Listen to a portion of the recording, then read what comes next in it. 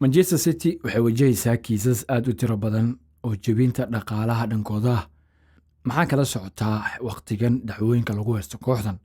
Waxaa sidoo kale la sheegay in haddii Man City lagu helo kiisaskan toos loogu diri doono horyaalka heerka labaad. Waxaan halkan ku eegi doonaa dhammaan kiisaska loo haysto Manchester City sanadihii ugu dambeeyay lagu soo oogay.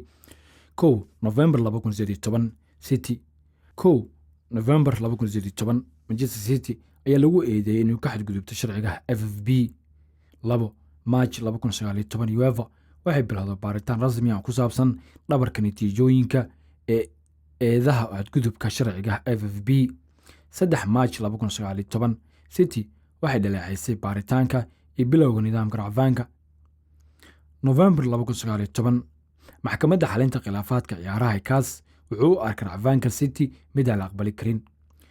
February 2020 UEFA ayaa ku dhawaaqday in 2 sano laga ganaaxay tartamada Yurub iyadoo 30 milyan oo euro ganaax. July 2020 mamnuucida City ee Yurub ayaa la laalay kadib racfaankii maxkamadda xalinta khilaafaadka ciyaaraha CAS.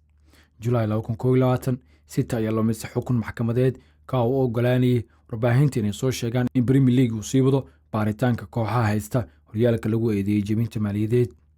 April 2022 jariiradda The Spiegel ay ka soo baxday Jarmalka ayaa daabacday warbixin cusub oo sheegtay in Premier League uu kooxdu baarayay muddo 3 sano ah isagoo siinaya sheegashooyin faahfaahsan. February 2023 Premier League ayaa City ku soo oogay 115 jebinta dhaqaale. Dayrta 2024 waa taariikh la soo sheegay in suurtagalnimada maxkamadeynta PSR ee u dhaxaysay Premier League iyo City. Xagaagan 2025 waa taariikhda la soo sheegay in xukunka maxkamadeynta ee la xiriira 115 dacwadood uu dhaawacayo. Haddaba Man City miyay ka baxsan doontaa kiisaskan aad ku faraha badan ee lagu soo eedeeyay xilligan kooxdu inay ku kacday?